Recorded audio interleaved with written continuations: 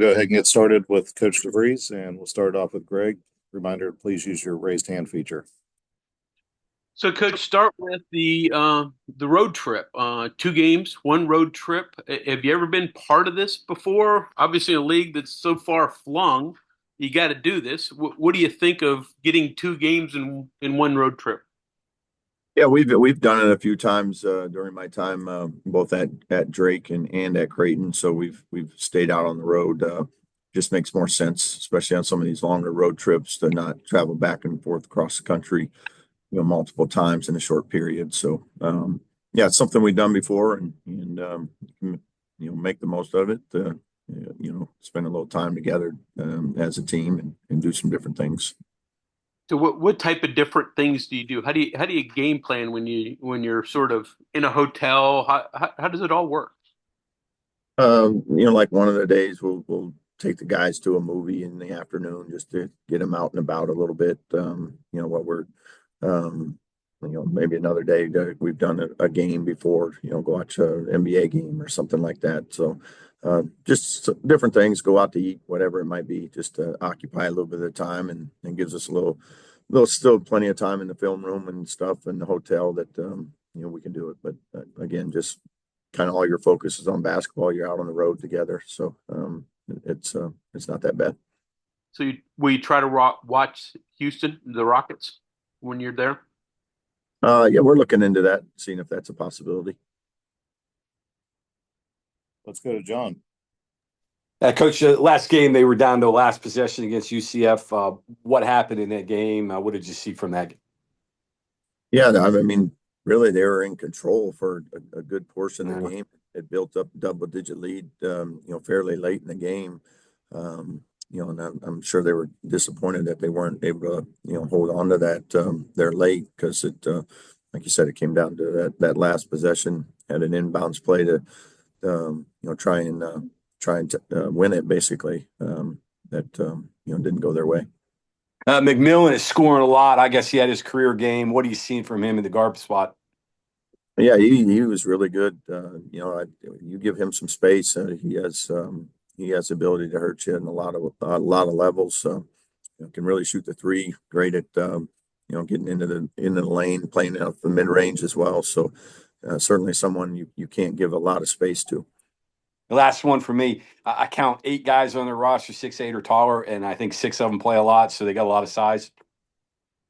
Yeah, no, they do have tremendous size across their entire team. So presents some challenges with their versatility and length, all the way across the board. Thanks. You bet. Cody. Yeah, hey Darren. Going back to just the trip, these 2 game swings. Um, is the second game, does it make it harder? The guy's not getting to come back home at all, and just, or is it? I mean, it's only 3 days, so is it not that big of a deal? I mean, I think as long as you approach it right and the guys, come out with the right mindset, it's fine. Um, they're young guys, so they can figure it out. But I've had some of the swings have gone great, some of the swings haven't gone well. So I haven't really been able to say, hey, one way or the other, whether they're good or bad for you. I think it still comes down to you and your focus and coming out and playing well. Dr. Greg. So, I guess I'll ask injuries, though I guess I know the answer. But just in terms of game planning, when you have to juggle lineups, I mean, do you have to put together multiple game plans, not knowing who's going to be available? How do you handle all that?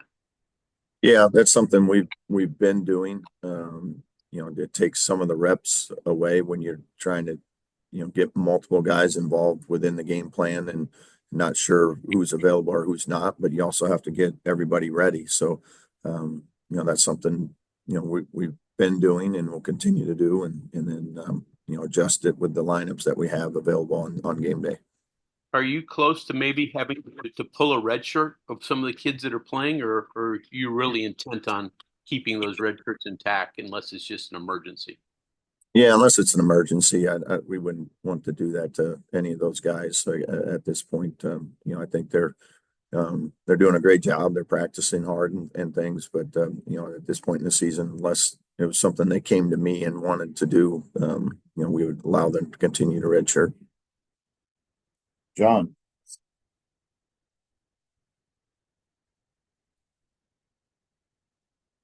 John, you're muted. Yeah, sorry. Hey, Vlad, one more. Do you know anything about Tad? Do you have any relations with Tad Boyle? I mean, they were coming off a great season last year. I think they had, 3 guys go in the draft, a really good team. You know him very well? Yeah. First of all, he's a terrific coach. We used to have some good battles when he was at Wichita State as an assistant coach, and I was at Creighton. So known him a long time. And he does a really good job. I mean, their teams are always well coached. So good, he's getting you choked up. Yeah. Thanks. Kevin Kinder. Coach, obviously, Javon Small does a lot for you, but he's also second on the team in rebounding. I guess a little bit of that is a function of minutes played. But what makes him good at that, do you think? Is it just right spots? Obviously, he's athletic, jumps really well, but he's not going to be jumping over a lot of forwards and centers. I think it's a little bit of just 1-2, but as you mentioned, he's got good size, he's got good athleticism. He can go in there and compete. He doesn't get bumped around. Like, he can go challenge balls up in the air, and he's done a really good job of that, of going and pursuing balls. He's got the speed to go do that and track rebounds down. There's been a couple of guards here over the years that have done that well. Are there some guys that just read that well? Kind of like you mentioned, see, hey, my teammates have this 1 or 2 guys boxed out. Here's an area I can get to. Yeah, I think there's always guys that just have that kind of unique ability to go find the ball. Some of it you want it to be habits, and then other times it's just there's guys that just have the instincts that know how to pursue it and how to go track rebounds down. Justin. Hey, Coach. Good morning. How you doing? Hey, good morning. I'm guessing you're hoping for a better travel this time around, right? I'll do the same travel if we could get the same result, if somebody could guarantee that. But I'm hoping for a little smoother trip this time. Just kind of wondering, after the Arizona game, what kind of response have you seen from the guys, and what kind of makes you think that the response will be better here for you guys in the next game? Yeah, the guys have been great. I mean, they've responded well. The couple losses we've had this year, they responded well after those as well. So, they're a pretty focused group. They understand we didn't necessarily have our A game the other night, and they've focused hard on what went wrong, and we did plenty of things right in that game too. But there's also some things in areas that we need to be better in, and we all know that even as a coaching staff, there's some things that we felt we needed to do better as well. Bob Hertzl. Yeah, Coach. Along those lines, first of all, why do you suspect a night shows up where you don't have, especially a home game and against a good team, where you don't have your A game? And B, how do you, with 2 road games looking you in the face, shake off a loss? Well, I think, again, it's like we've talked about all year, just making sure we have that very narrow focus on turning the page after wins and losses. After big win at Kansas, that would have been easy to, not come out and be as focused, after that big win and stuff. And I thought our guys really, took the win and were able to focus in on Oklahoma State. We thought we prepared well for Arizona. We just didn't get it done that night. But all we can do is learn from wins, learn from losses, and go for that next scout and preparation that we have. And right now that's Colorado. Any other questions for Coach? Mike? Hey, Darren, how's it going? Hey, great, Mike. Just kind of going back to some of the post-game stuff, the amount of time that they were in the paint against you. Have you gone back and just kind of been able to explain and show what didn't happen so many times in the first couple of games that happened on Tuesday night, and one of the things that just stands out to everybody once they see it? Yeah, and I thought Arizona, first off, they have really good guards. They had great size, so they were able to get in there a few times and just score over us. They were able to get in some of our ball screen coverages. We had to change that up as the game went to eliminate some of those paint touches off the dribble.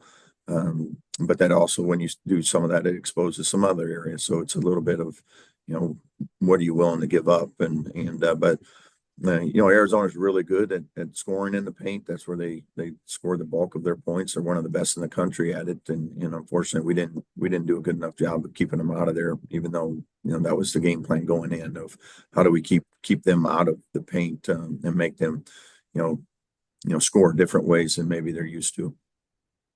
And then if it happens one time, I think people maybe freak out and go, "Oh my gosh, this is a trend that could happen every time now too." But how much variation do you see from one game to another in what an opponent wants to do or just is prone to do, and it doesn't necessarily match up to maybe what didn't work out well for you last game, or conversely, maybe something that did work out well for you last game, but it's not as relevant because the other team whole different set of challenges and variables.